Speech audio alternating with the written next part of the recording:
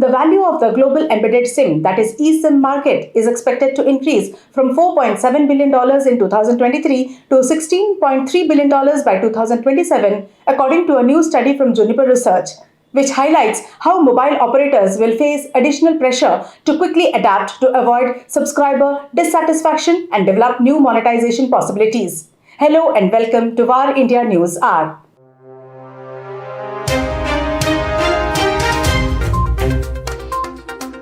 According to a report, the eSIM market will grow by an impressive 249% in the next 4 years, as consumers are set to increasingly adopt eSIM-enabled smartphones as they become widespread.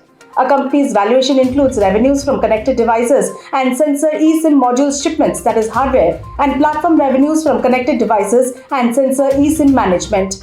For most people who already have a physical SIM in use, switching to an eSIM will not make much of a difference. However, those worried about the privacy and security of their SIMs can switch to eSIM to log their identification with their smartphones in case of theft. Apple is expected to launch such devices in markets across Europe this year, where eSIM technology is seen as a key to tackling the time-consuming establishment of roaming arrangements within the fragmented European telecommunications market. The trend shows that Apple is not all alone in abandoning physical SIMs. Manufacturers such as Samsung and Google are also working on equivalent eSIM-only smartphones running the Android OS. Experts suggest that industry bodies must work closely with the Chinese government to develop specifications that allow eSIM support whilst addressing requirements for device monitoring and tracking. eSIM is going to disrupt the telecom market, according to the research. The widespread adoption of eSIM will shake up the telecom market, and operators need to be prepared for the impact. Despite operators' concerns regarding the disruptive impact of eSIMs on existing business modules, growing support from smartphone manufacturers will place additional pressure on operators. The response service providers must support eSIM connectivity to avoid subscriber attrition as technology awareness increases. One expected change will be a shaken-up in operator sales channels. There will no longer be a need for operators to own physical brick-and-mortar stores on the high street. Instead, end users will be able to buy connectivity via an app or web page or in person at device stores such as the Apple stores, the report suggested. Going forward, new business potential doesn't end there, as network operators are in a prime position to monetize premium, highly secure authentication services at an elevated price point. Let's look into today's headlines in VARINDIA. NPCI allows non-residents of 10 countries to use UPI fund transfer.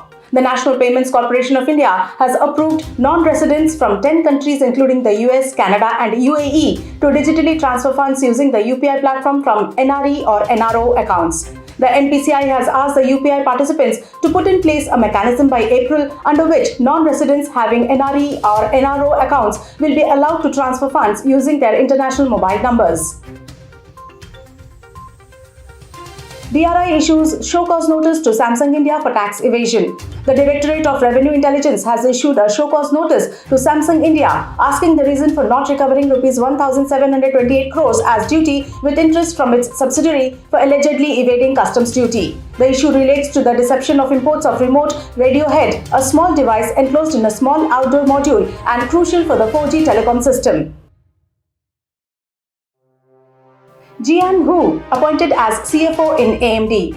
US chip design firm Advanced Micro Devices, that is AMD, appointed Jian Hu as its next Chief Financial Officer. She will be replacing Devinder Kumar, who will be staying until April to handle the transition. Jian Hu joins AMD from Marvell, where she served as the CFO since 2016 and was responsible for all aspects of financial planning, accounting, reporting, treasury, tax and investor relations. Prior to Marvell, she worked at companies such as QLogic and Connextent.